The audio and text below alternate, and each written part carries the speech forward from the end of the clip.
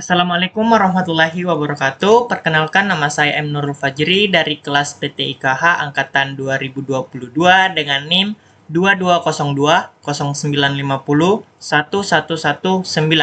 Nah, kali ini saya akan menjelaskan salah satu teknik enskripsi yaitu simetris ataupun systematic encryption. Nah, apa sih itu systematic encryption?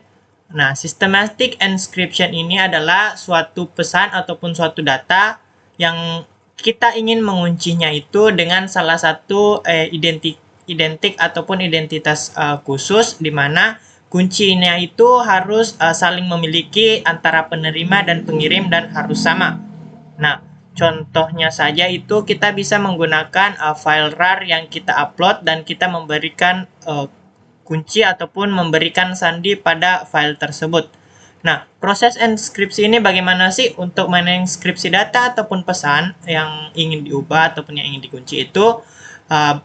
Kita harus membuatnya menjadi hal yang tidak bisa dibaca oleh orang lain.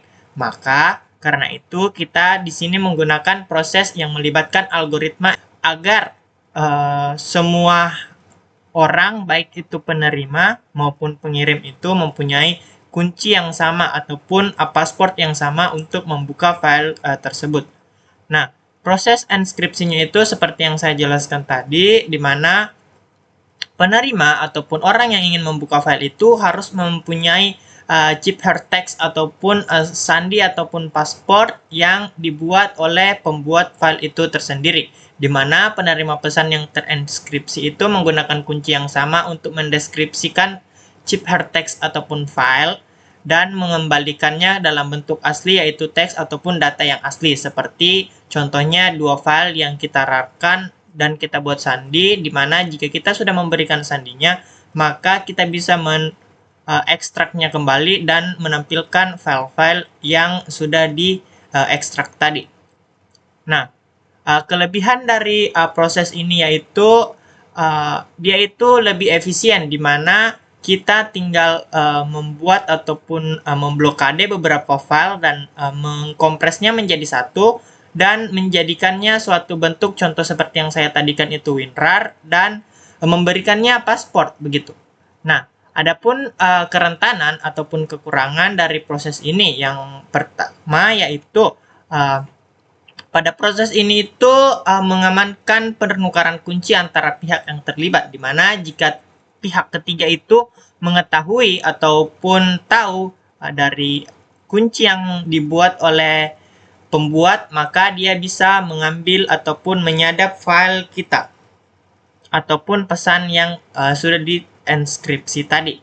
Mungkin salah satu contohnya itu bisa dilihat pada tugas saya untuk pereviewan jurnal. Saya mengangkat bagaimana sih cara mengamankan teks melalui file dokumen, di mana dia itu menjelaskan dia menggunakan salah satu website ataupun website yang mereka buat sendiri, di mana dia mempunyai dua kata sandi, di mana yang di atasnya itu memuat kunci dan yang di bawahnya itu enskripsi. Nah,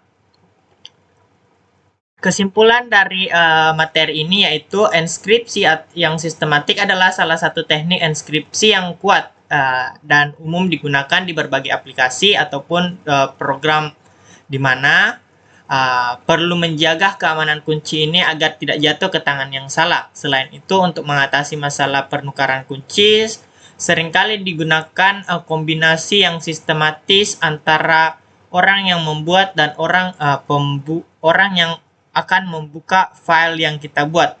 Nah, mungkin itu saja untuk materi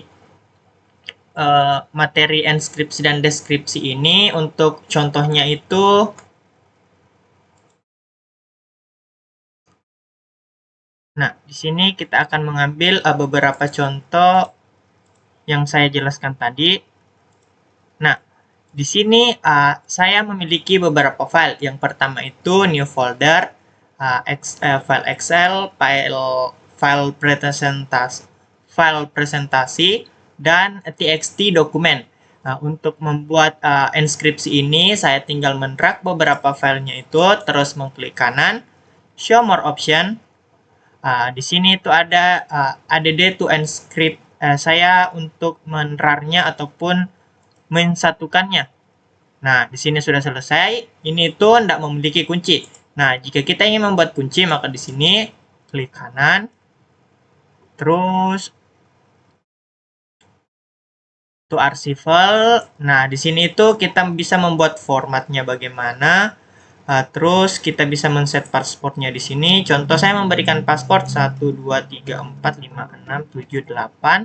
Terus oke. Nah, setelah itu kita ganti nama tugas 1 contohnya. Nah, kita oke. Nah, maka jika kita membukanya, jika kita ingin membuka salah satu filenya, maka itu akan terkunci. Jadi, cuman kita sang pembuat file dan orang yang ingin dikirimkan itu yang bisa membukanya. Selanjutnya, saya memiliki cara lain. Yang pertama, di sini itu kita membuat satu folder. Kita klik kanan saja, terus show more option. Setelah itu, kita klik properties, security. Terus kita edit. Nah, selanjutnya kita di sini add untuk menambahkan, tambahkan ini tuh lokasinya, ini tuh objek di mana kita menyimpannya. Nah, selanjutnya kita klik advance, terus find now untuk memiliki akses ataupun user mana sih yang bisa membuka file ataupun folder ini. Di sini itu saya pilih everyone saja, di mana everyone, terus oke, terus oke. Di sini kita klik kanan semua, rata kanan sampai ke bawah. Terus yang ini tidak usah. Terus apply. Yes. Oke. Oke.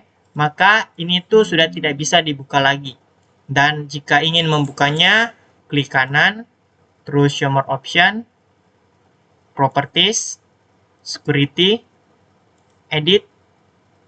Nah, di sini yang user tadi yang kita pencet itu, kita klik add, ataupun kita kesinikan, administrator, everyone. Terus kita kealokan saja semua. Apply. Oke.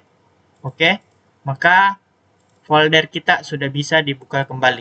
Mungkin sekian dari penjelasan saya. Lebih kurangnya mohon dimaafkan. Wabillahi taufiq wal hidayah. Assalamualaikum warahmatullahi wabarakatuh.